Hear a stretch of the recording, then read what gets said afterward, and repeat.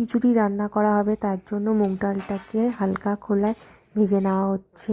এখানে গোবিন্দভোগ চাল ভালো করে ধুয়ে রাখা হয়েছে।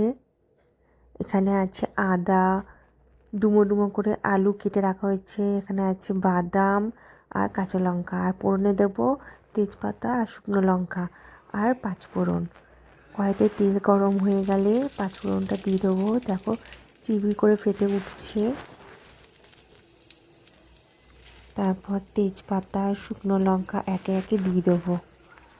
চটপট চটপট করে ফাটছে, কি সুন্দর। এরপর আলুটাও দিয়ে দেবো। আলুটা একটু হালকা হয়ে গেলেই, ভাজা ভাজা হয়ে গেলেই তার মধ্যে দিয়ে দেবো আদা কুচি, মানে ওই মেশিনে গ্রেট করে রেখেছিলাম সেই আদা কুচিটাও দিয়ে দেবো।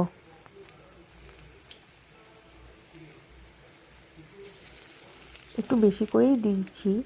তারপরে 4টে কাঁচা লঙ্কা দিয়ে দেবো, মাঝখানে চিড়ে রেখেছিলাম, দিয়ে একটু ভালো করে নাড়াচাড়া করব যাতে আদার কাঁচা গন্ধটা বেরিয়ে যায়। এরপর একটু লবণ দিয়ে দেবো, আলুটা যাতে সিদ্ধ হয় আর মশলাগুলো যাতে সিদ্ধ হয়ে যায়, এর জন্য লবণ দেবো। দিয়ে ভালো করে নাড়াচাড়া করতে থাকবো মশলা থেকে যতক্ষণ না কাঁচা গন্ধটা বেরিয়ে যায়। একটু হালকা হলুদ গুঁড়ো দেবো কালারের জন্য, দিয়ে আবার নাড়তে থাকবো যতক্ষণ না ভাজা ভাজা হচ্ছে।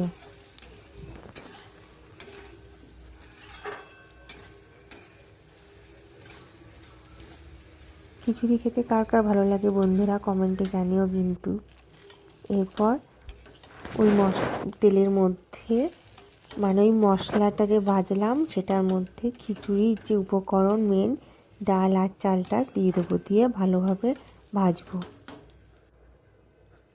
এরপরে ভাজা ভাজা হয়ে গেলে তার মধ্যে জল দিয়ে দেবো পরিমাণ মতো।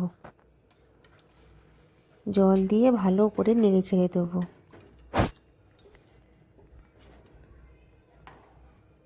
যাতে তলায় লেগে না যায়। ভালো করে নাড়তে হবে। খিচুড়ি খেতে কার কার ভালো লাগে অবশ্যই কিন্তু মনে করে কমেন্টে জানিও।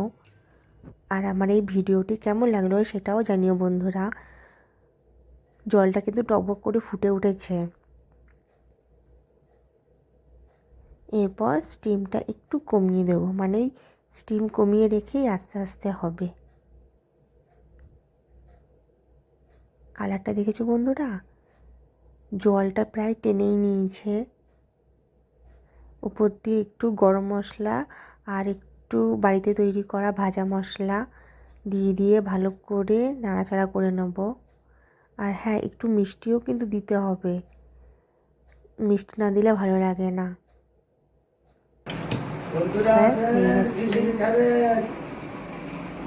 গরম গরম খিচুড়ি বৃষ্টির দিনে।